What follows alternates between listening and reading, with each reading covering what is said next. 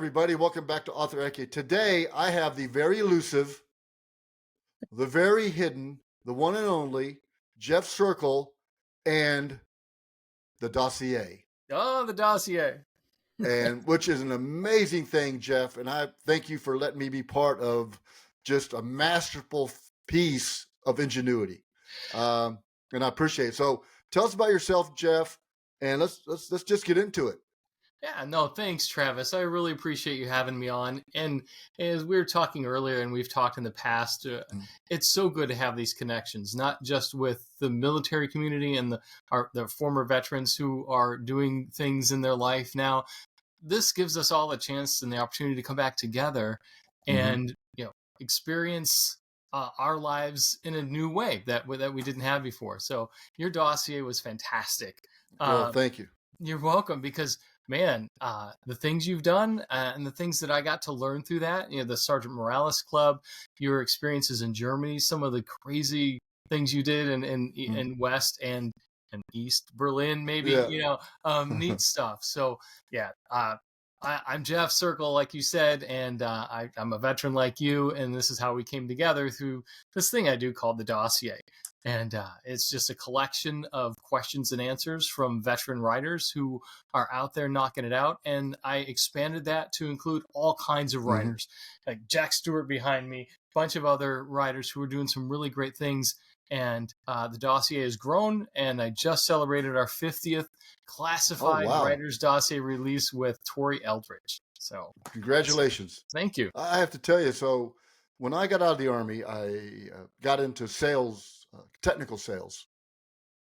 And you'd be in meetings with a bunch of people, and I always a snippet of I was in the Army, or my dad was in the Air Force or something. And 9 times out of 10, there was somebody else in that group of technology, evangelists or people wanting to look at technology to buy that were in the military, or their son or daughter was.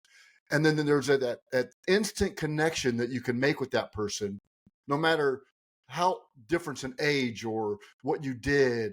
It's all about that we all had the same experience of leaving home and knowing absolutely nobody. And then 5 minutes later, you have your best friend right next to you. Yeah. So that you build those bonds, and I always connected with a person, not because I wanted an angle, but because I wanted to be able to relate to them. Yeah. And to me, that's what I found very. And then when I hired folks, you could add a 4-year degree from Harvard, but if you came in there after 4 years of being a Spec 4 in the Army and you got an honorable discharge and you did right and you knew your stuff, sorry, the Harvard guy, you gotta look elsewhere. No, you're right. That's the kind of bond that lasts forever. And I'm still in contact with people I went to basic training with in 1987, and that is it's irreplaceable. And it's the neat thing for me that this has helped with is the transition, because when I got out, it was, what do you mean I don't have a green ID card anymore? I don't feel like I belong to a community. And who can I count on? Who's got my back? You're used to being on post. And so now with what I'm doing with the Dossier, reaching out to people like you and getting to know you and so many others, it really helps, with mentally, with the connection. Having come back from Afghanistan in 2019, I moved from Fort Bragg, where that's the tight community, to I'm in Northwest Ohio now, and we don't have anybody here.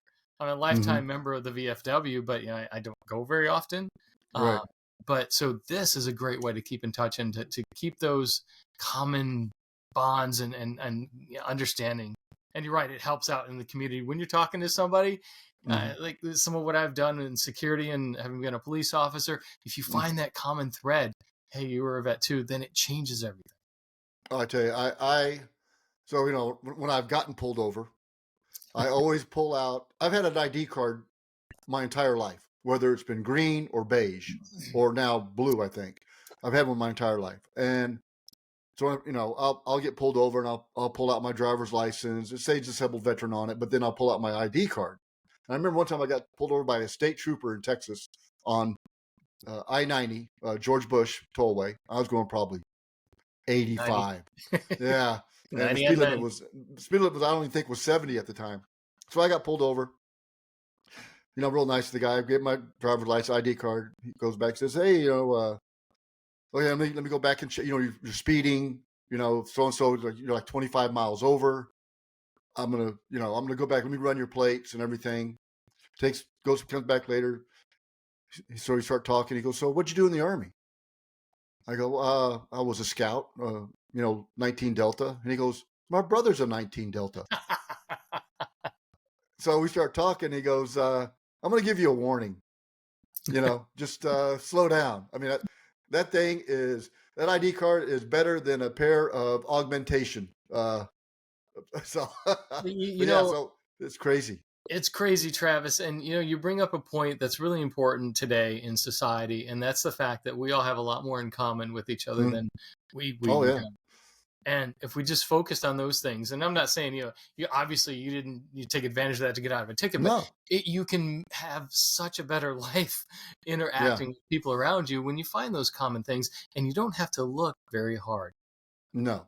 I remember I put so you're talking about relationships. So when I started writing my first book, about 2 years ago, I had the premise. I was in a business meeting, as boring as ever, sales meeting. What are you going to do? Oh, yeah, we're going to make our number.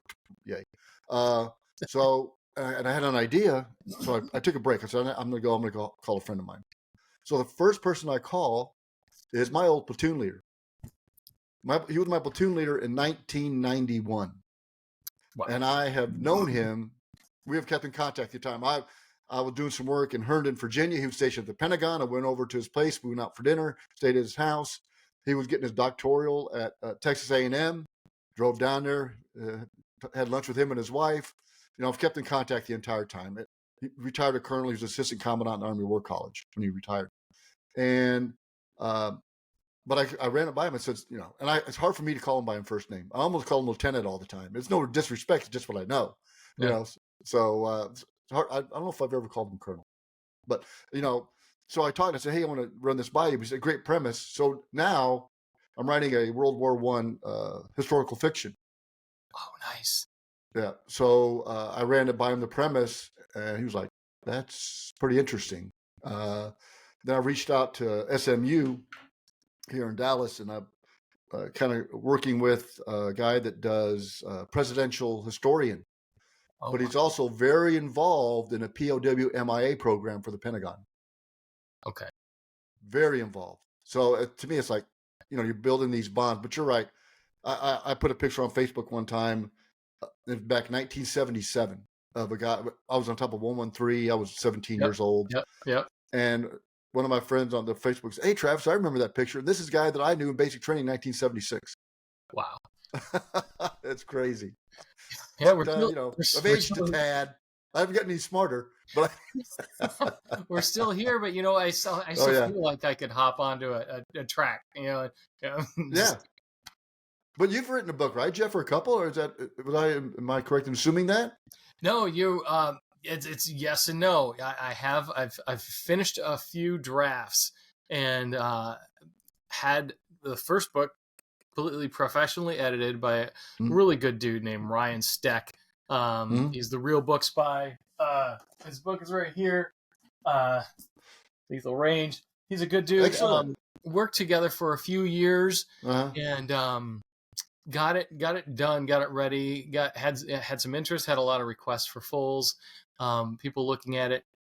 And in the meantime, while Ryan was editing and we were getting all the query process together, I had to keep writing. I wrote book 2 and going through it, get back to book 1, start promoting that and trying to get it out there. Book 2 ended up being a lot better than book 1. Oh, wow. And so now I'm retooling book 2 to make it book 1. Excellent. Put in some time, even this morning before you and I got on, and it's come together. I really like it. And excellent. Well, I can't wait to read that thing. Thank you. I was talking to Nick Petrie in Chicago a couple weeks ago, and he wrote 3 books before his first book got published. And wow. The more people I talk to when I do the dossier, I find that that's the case. They've written books, and and then one hit, So that's where, and I think it's a smart move to go back and make book 2 book 1, and it's about it's an espionage thriller, but it's not a traditional military thriller. Right. So my people are doing some crazy things, and I love it. And when I talk to other authors and I hear them talk about their characters, I know I'm on the right track when they say something and my response is, yes, I get that. Oh, okay. I'm the same way. Exactly. Those are my people, Yeah. So that's where I'm at in the process. I already have book 3 plotted out. I have a first draft that I put on the shelf. I'm going to let that simmer for a while. Really focused on book 2 now. So do you think the military really shaped how you, number one, think about your writing, the discipline about when to write, when can you write? Like in the military, you do things when you have the opportunity to do things, right? You don't, typically, oh, I'm gonna plan out and do this all day. Like you may look like it on the schedule, but it ain't gonna happen.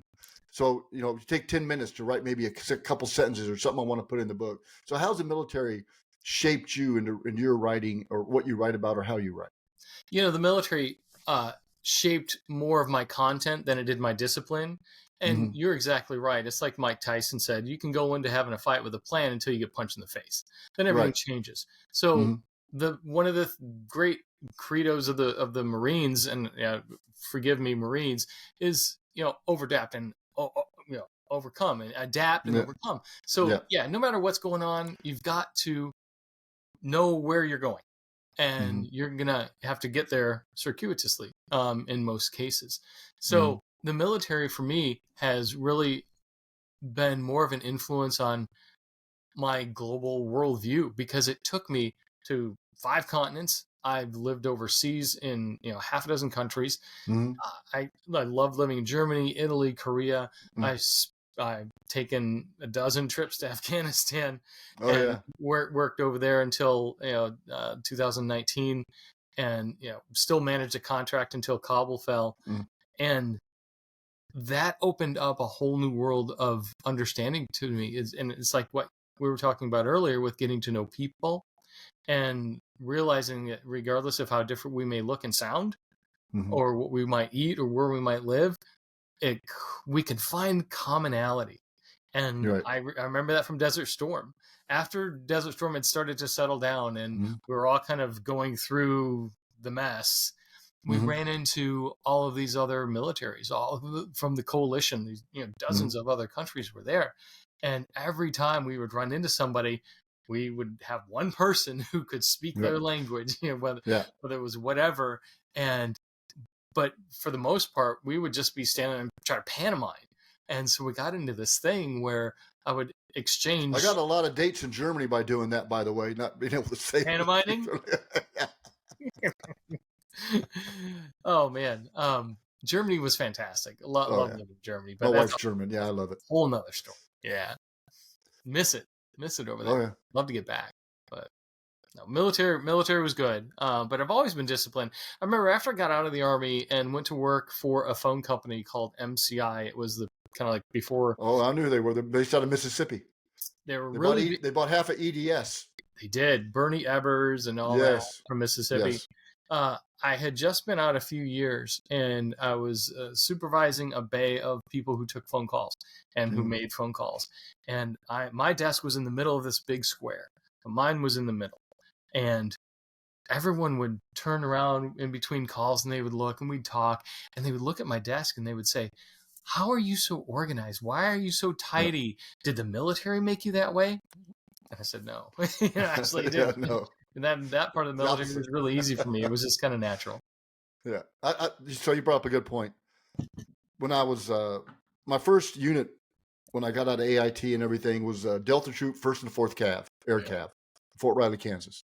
Oh. And we just had a young lieutenant, infantry guy, just got out of Ranger school. Well, I was 18 years old. And he goes, "Oh, hey, I've volunteered us to go to Aggressor Rangers down in Florida, Eglin. Auxiliary Field Trip 6 or 9, one of those two, swamp phase of Ranger School." So the whole platoon flew down there from Fort Riley. We got there, it was in November. And he was like, okay, the only thing we're not going to do is jump out of the airplanes. He goes, we're going to do everything, every class the Rangers have. We're going to go these Ranger cadets. We're going to go to the reptile classes, the Yellow River, the RB-15s, everything. And I remember before that having to do land navigation as a scout. That's one of your fundamental things is land navigation. Sure. So it's easy, you're in a field or woods navigating per se. But and you shoot an azimuth, walk to that azimuth, intermediate points. But then you get down in the swamp, right? You can't do that. You're in patrols at night, and the swamp is, well, it's unforgiving.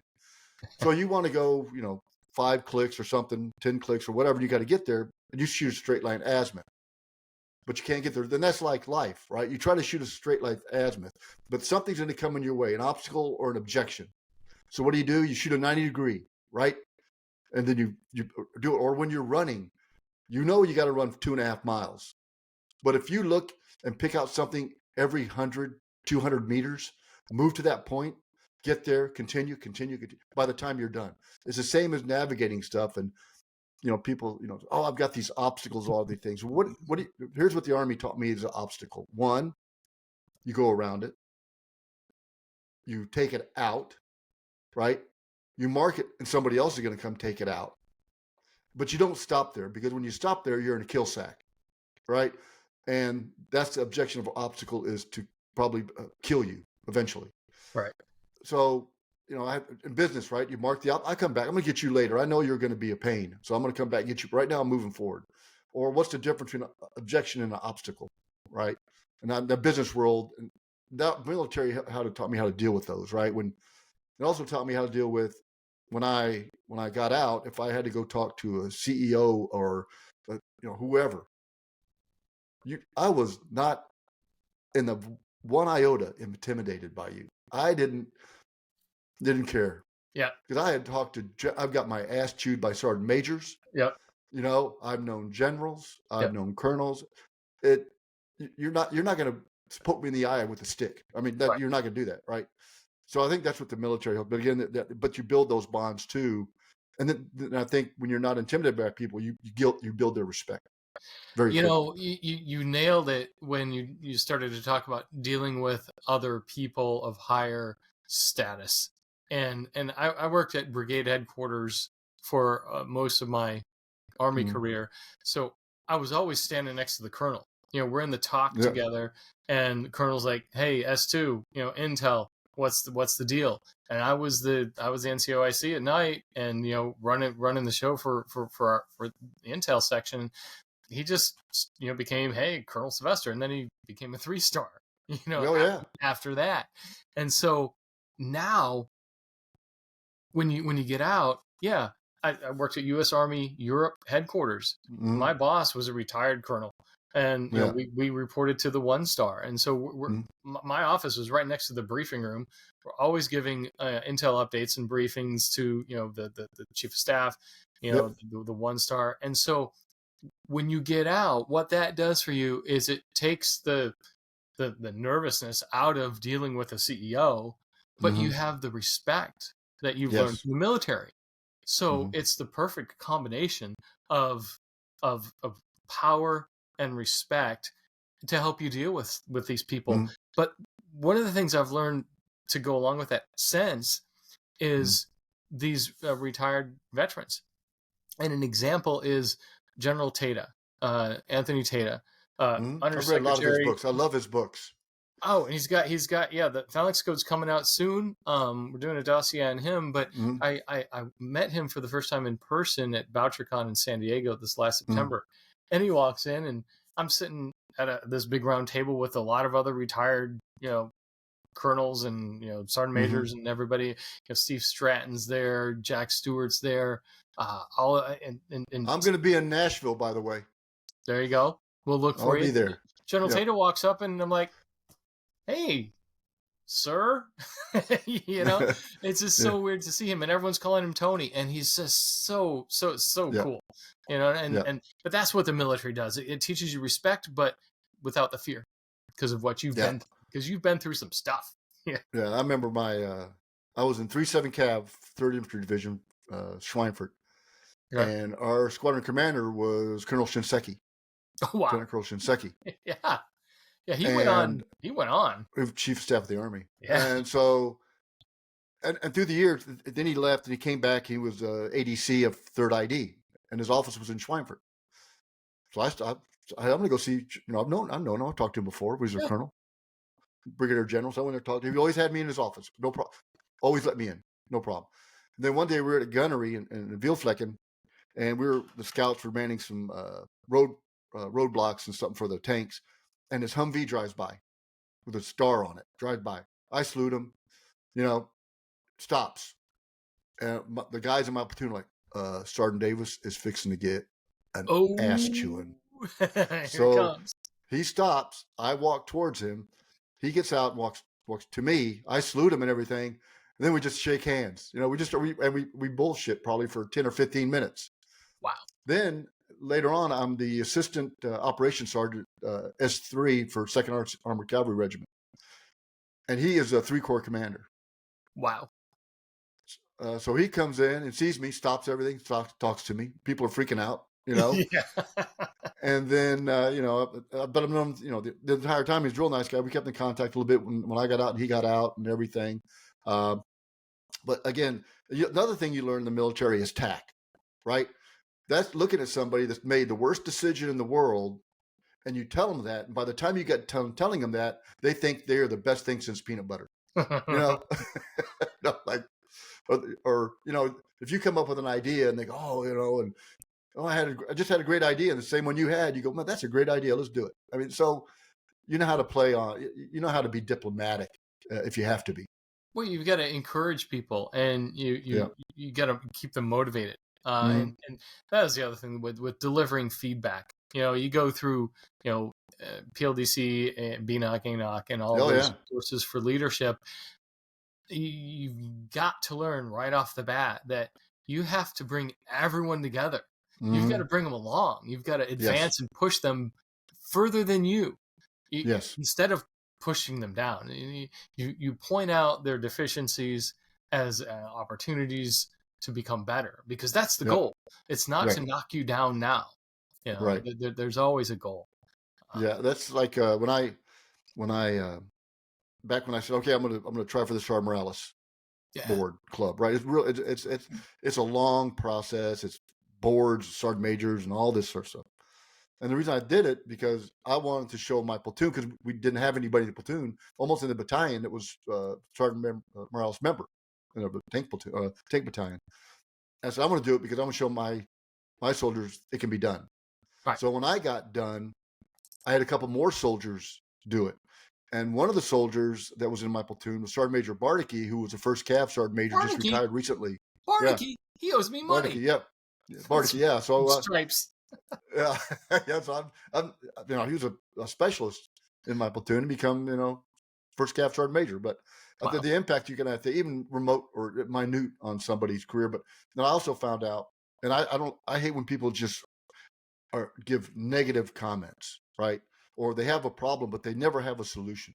Yes. I was always taught that if I'm gonna ream your ass, but I'm gonna come up with something that's gonna be positive at the end, because I'm gonna say something. Or if I say there's a problem, if I don't have what I think is a potential solution, I'm not gonna bring it up, because all you're doing is wasting my time. That was something that really helped me later on as a military contractor. Because after 9/11, I ended up being a cop. I wanted to get back involved. So I was a cop for a while, and then I had an opportunity to work for U.S. Army Africa in Vicenza, Italy. All of a sudden, beautiful place. Oh, yeah. You're back into it. And you want to come in and, show your knowledge and, be an asset, and you want to point things out, but you can't just point things out without a solution. Yes. You got to identify the vulnerability, but then you've got to have the fix. Yeah. And if you can do that, that's great. And then if you can teach your people to do that, and with being in the Summer Artist Club and the leadership and developing the NCOs underneath you and the younger officers that you work with, don't just be the smarty pants who identifies the problem and then run away. Because neener doesn't get it done. Neener and hey, here's the fix it. you get your people to do that for you, that makes your job so much easier. Yeah, you're always looking. Okay, if I was squad leader, right, I'm looking for somebody in my squad that's going to take my job, and I want to nurture that. If I'm a section sergeant, if I'm a platoon sergeant, whatever, and you're always looking for somebody that you want them to succeed because you want them to have your job. Because when they succeed, then I succeed. It's Right. a byproduct. Where it's a lot different in corporate world is if somebody sees somebody being a highly motivated or go-getter, they're like, oh, he's trying to get my job. Yeah. And It's to me, when I threatening. was in the corporate world, I was like, yay. Right. Come and get it. Right. That was the Yeah. hardest thing for me to adapt to when I was at MCI. And the adjustment factor was really difficult. I was there for 5 years after the Army, and it wasn't that team environment that you're talking Mhm. about. It's every person for themselves, and you've Yep. got to scrap and claw because that other person is going to take your job, but that's not the environment where it's good. We weren't all there to help each other succeed, Mhm. and that was really frustrating. And I was a little lost for a while, and I ended up leaving after 5 years. Mhm. And I punched out, and I moved to the Virgin Islands and worked on a dive boat for a year, and just got Oh, wow. yeah. I'm like, I need to reset. That's pretty I need to cool. reset and figure this out. And that's where I really got into writing as a profession, because I thought, Mhm. hey, I can write travel articles down here. I can sit on a Oh, boat, yeah. And so, yeah, submitted some dive articles to, Skin Diver and Dive Yeah. Magazine and things like Yeah. that. And, Condé Nast. So I can hit all these islands around here and start writing. And then I came back, and like I said, shortly after that, 9/11 happened. And I'm like, I've really got to put my big boy pants back on and, get I got to back get back involved. make a So, contribution. how did the dossier come about? Well, I mean, we're like, Yeah. I mean, because that is so, I mean, it's out there, right? That's not, I mean, that's out there. So how did you Yeah. figure it out, or how'd you do it? And how'd you start? And because you're really building momentum now. I mean, I see on Twitter all the time, or X, where you want to call it, building this momentum, and people are like, hey, I want to be a part of it. I went out, I reached out, hey, Jeff, I want to be on this thing, right? I want to be part of this. So how did that happen? Yeah, I went to Thriller Fest in June, and I met Tim Hendricks. T.R. Hendricks wrote a really Mhm. cool book called The Instructor, and he's Mhm. a former armor guy. As a matter of fact, I think I am talking to him later today. Are you serious? I think so. I know Oh, I'm interviewing him. tell Tim that yeah. So he signed this book over to me, and I read it, and I'm like, oh, dude, this is fantastic. And so I thought, I want to help get the word out. That was the Mhm. first thing that came to my mind. And I would turn to someone and I'd be like, have you met this guy? Have you read this girl's book? And that was my way of entering into the writing Mhm. community at Thriller Fest, was to get to know these people and introduce them to each other. And Sure. on the Myers-Briggs personality assessment, I'm an INFJ, which means I'm an introvert and I'm judgy. But I think I'm the complete opposite. but in that environment, it was so welcoming, and that's what the Mhm. thriller community is known for. Mystery, crime, thriller, and suspense writers, we all want each other to succeed, and I really felt that when I was at Thriller Fest. And so I went home and I thought, what else can I do? Because now all of a sudden I'm removed from that concentrated group of writers who were all there together doing Mhm. something writing related. And now I'm back in Northwest Ohio by myself. And like, I want to keep this going. And so I Mhm. reached out to Tim Hendricks, reached out to some other writers, and I said, hey, look, I want to do something to help continue this momentum from Thriller Fest, so it just Mhm. doesn't die off. And when we all meet together again later in the next year, let's do an interview. So I took my military intelligence background, because I was Mhm. an intelligence analyst, and Mhm. I worked in My son skiffs. was a 35 golf. My son was a 35 Linguist. geospatial. Geospatial. Okay. Yeah. So I'm used to working in skiffs and constantly around classified information where it's just all laying out. So we had Mhm. open storage.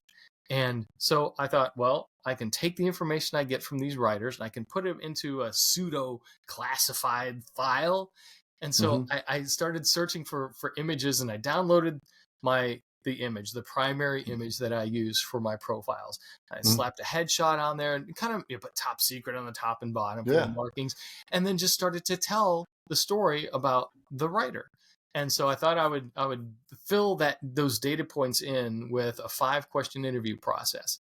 And Mm-hmm. so uh, it it was I didn't want to be boring and normal, Yeah. because when you look at all these other author interviews that are in the New Yorker or whatever, they're pretty Mm-hmm. standard. Hey, where do you get your ideas? Or how Yep. did you come up with that character? Or, where is your character headed next? Tell me about Right. whatever your protagonist is. And I didn't want to do that.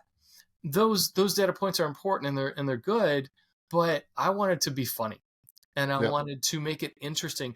And I thought the way to make it interesting was to be comical, but still Right. get some really good nuggets of information about Mm-hmm. the author that a general reader would find interesting, but also the writing community. I was Yeah. doing this for our writing community of Thriller Mm-hmm. Fest and BoucherCon.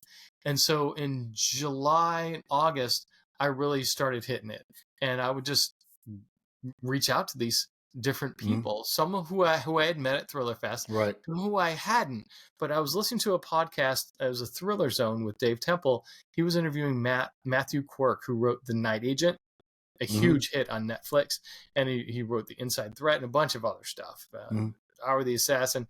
And he said something on that podcast that's always stuck with me. He said, Mm-hmm. us writers work in an isolated environment where it's just us and the keyboard, and we're just kind of happy when someone reaches out to us and says, "Hey." Yeah. And so I did. I contacted him, and immediately Yeah. responded, and then I contacted you. And so at this point, like I said, we're over 50. This week we celebrated the 50th Dossier, and I think it's kind of helped some of these writers keep their momentum for their books Mm-hmm. going, because as Oh you yeah. know, you release a book, then it's out in the world, and then what? Well, you got to keep promoting, and you've got to hustle, and you've got to work, and Yes. it's a business, and you've got to make sales, and you've got to make impressions, and use every opportunity to get the Mm-hmm. word out there about who you are and what you're doing. And as readers, because we're all readers here, Mm-hmm. love these books. Right. We kind of, when we find things about Travis Davis or Terrence McCauley or Jack Mm-hmm. Stewart, we're like, oh wow, that's really neat. I want to read another book, or I want to find out more about him, or what Mm-hmm. Circle did polygraph in Afghanistan, or Travis Davis is like, cruising down the wall in East Berlin. What's up? Those kinds of things are interesting because it gives you a lot of more credibility in Mm-hmm. your writing. And when Yeah. someone picks up a book, they know you're the real deal. And so Yeah. that's where the dossier started. That's how I got going. And when I hit BoucherCon in September in San Diego, I walked in and I didn't expect this. I started to recognize all these people. I'm like, oh, that's so and so. Oh, I've interviewed him. I've interviewed him. I've interviewed him. Oh, that's And so cool. I walked in and I just held up my name tag, and I waved. I'm like, hi. And they're like, that's Jeff Circle. Hey, he's with the dossier. I don't The think dossier you're. guy. I don't think you're introverted. Inverted. I don't think you're introverted. Maybe. That's a common thing that people think about introverts. They think introverts are quiet and they're isolated, Mm-hmm. and but they're not. Mm-hmm. They love to get out and they love to engage, and they want to discuss and have fun. Yeah. But then they're like, okay, I'm done. I gotta go. And they Yeah. go down to their basement speakeasy, Mm. 14 by 10, Right. and they sit and they're happy being alone too. So Yeah. that's what I am. Yeah. I think a lot. I read a lot, and then now because of what I'm writing, I'm reading a lot of history. I'm reading researches, on the internet and in all sorts of books. I'm just reading everything about World War I that I can. Yeah. Because I wanted to make it historically factual in some places. Yes. Right. But then the story around it is. I haven't told anybody the title yet or anything. Okay. I have it. I've already got the website. Oh yeah, You're rolling. It's coming quick. I've started writing 2.5 weeks ago, and I've got 22,000 words. Yeah, you got to get that first draft out, get that Yeah. down on the page, and then you can fix it and make it great. I know it's not World War One, but with yesterday, or not yesterday, but with December 7th being just a few days ago, um, The Last of the Seven by Stephen Hartoff. Oh, huh. Have you had him on? No, I need to get him. You've got to get him. This guy, he's the real deal, too. And he wrote a book about World War II. And I know it's not World War One, but No, that's fine. Yeah, I love World War II. You're reading a lot of history of that, that era. Just a phenomenal book and a super guy. Get him on. I'll introduce you guys. Stephen Hartoff. Yeah, what I found interesting is you read about there's Churchill, there's Roosevelt, there's Patton, there's MacArthur, there's Hermann Goering, there's Hitler, there's all these people in 1918, 1917, whatever. Mm-hmm. They're the same characters. Truman, same characters in 1940s.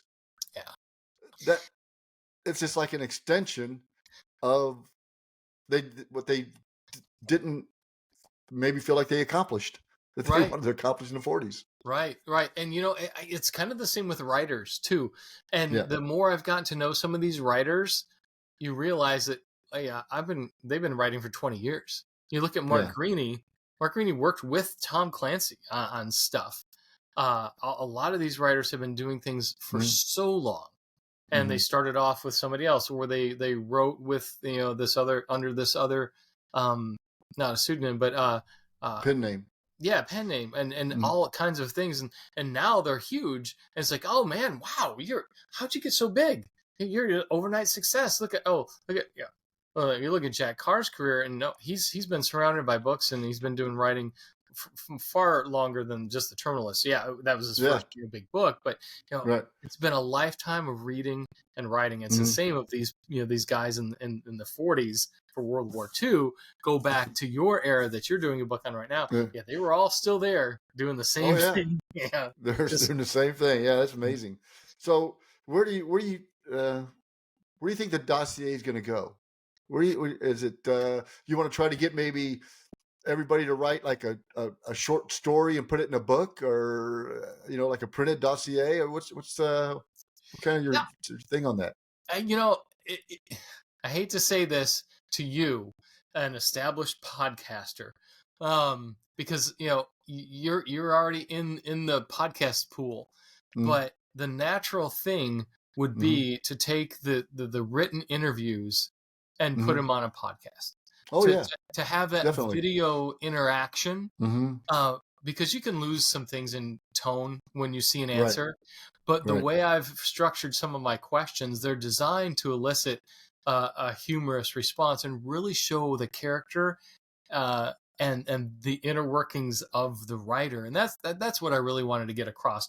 We talk, technical writing steps. Every dossier has one similar question. All the rest are individually curated based on my research of the individual. But the one thing that is consistent about the writing technique is, tell me about where you write and whether or not you can listen to music, or it's got to be quiet, or you can do it on a train. Like you said, any 5 minutes I get, I can bang out a paragraph, or maybe edit something. I'm constantly working on it. So I want to help communicate what works for some writers, so that can help other writers learn, hey, they've got this process that works for them. But the other thing is, who are they really? What's really inside? Because that's what people want. I mean, they want to know what's Brad Pitt really like, or Robin Williams, how he was so funny. What was he really like? When he's not on. And I try to do that with my writers. They've written great books. What are they really like? And that's what some of those questions are made to bring out. And then their past. They don't have a chance to talk about their past in the little bit in the back. You get 2 paragraphs to talk about your past. Well, tell me in the dossier. So I'm going to continue to do the dossier. And because there are so many great writers out there, and I'm learning from all of them, that's an advantage for me. I get to establish this relationship with them. I go places, or I see things, or on Twitter, or X, or Facebook, or Instagram, like, I know that person. Oh, it's so great. They're doing well. And I can help spread the word on that. So I'm going to continue to build the dossier, but it would be ideal if I had the time to do what you Well, do. whatever I can do to help you in that endeavor, you please let me know. I'd be more than happy to assist you in that. You know all the tricks. You've been doing this for a long time. How many Author Ecke podcast interviews have you had? I've done. I started and took a little break. I've done over probably 60. Wow. And I have And 40, what people don't 46 understand up. is Yeah. how much of an effort it is on your part, because this will last for less than an hour, but then you put another, hour or two into editing and promoting, and we had to set it up. There's a lot of work that goes into it. Yeah, I enjoy it because when I started writing, I didn't know anything about it. Because when you struck on something, marketing, writing a book, every book is a business, and you need to have a business plan. Yes. For that particular book, so I would, highly recommend that. I would be more than happy to help anybody. Thanks. People can contact me at authortravisdavis.com. They can, contact you. We're going to get your contact information here in a second. But I think it's a very tight-knit community in the writing community. And I found out that everybody's willing to help you because I'm not taking your readers. You're not taking my readers. There's enough for everybody because people read multiple books a year.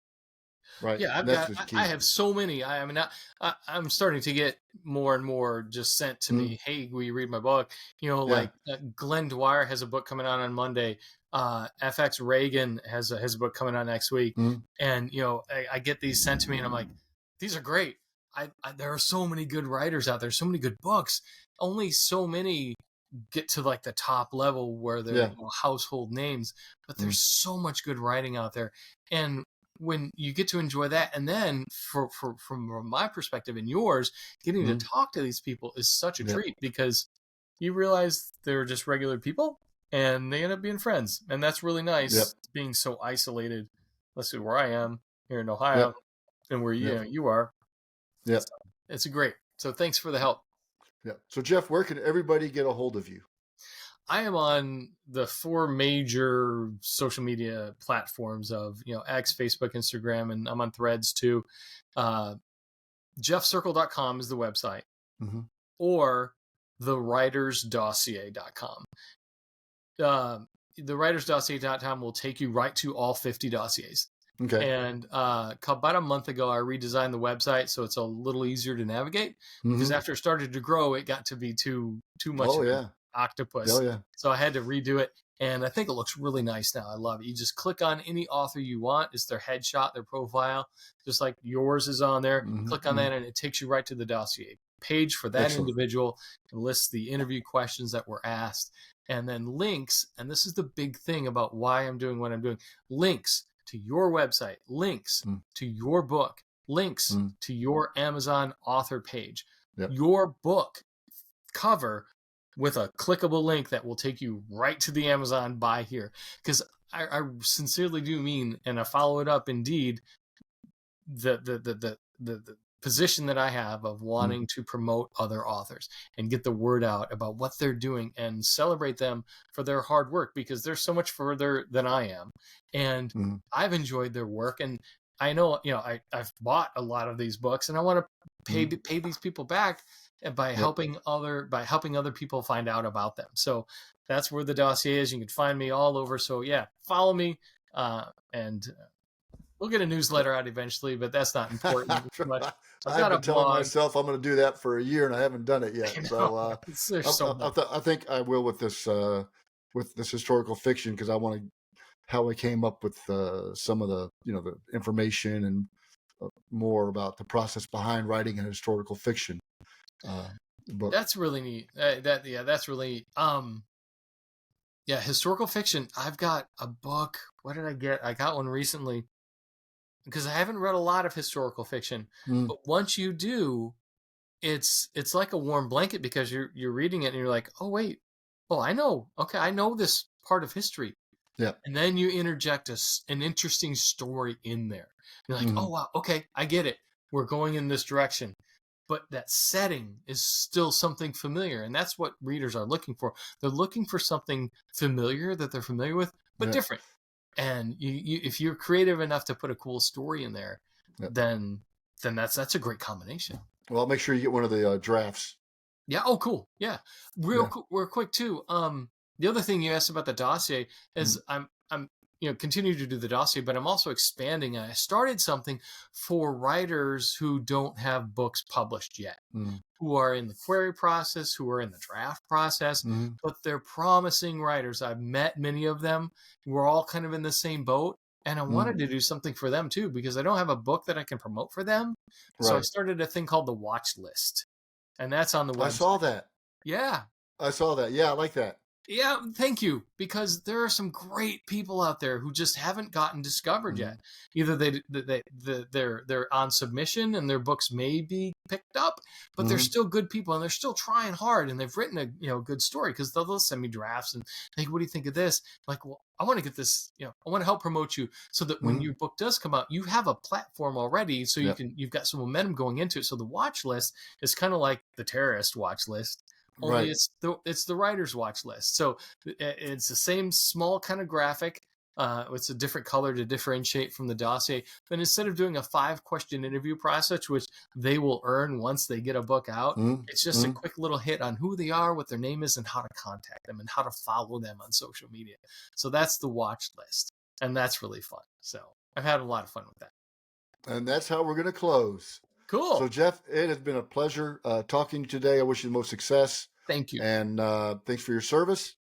And I know all us fellow veterans out there really appreciate what you're doing for the community, and even the folks that are supporting the community.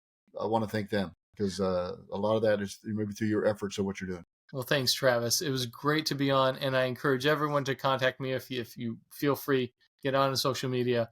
I will definitely respond. He'll get back in touch with you. I'm looking forward to your stuff too, man. I can't wait. So hit me up with All that right. website once it goes live. All right. Talk to you later. Bye bye. Thanks. All right. That was good. We're out. All Yeah, right. that was good. Yeah. So I think all your stuff is uploading. I'm using what they call Riverside, which is pretty cool, because Okay. no matter how I see your picture, it's going to be clear.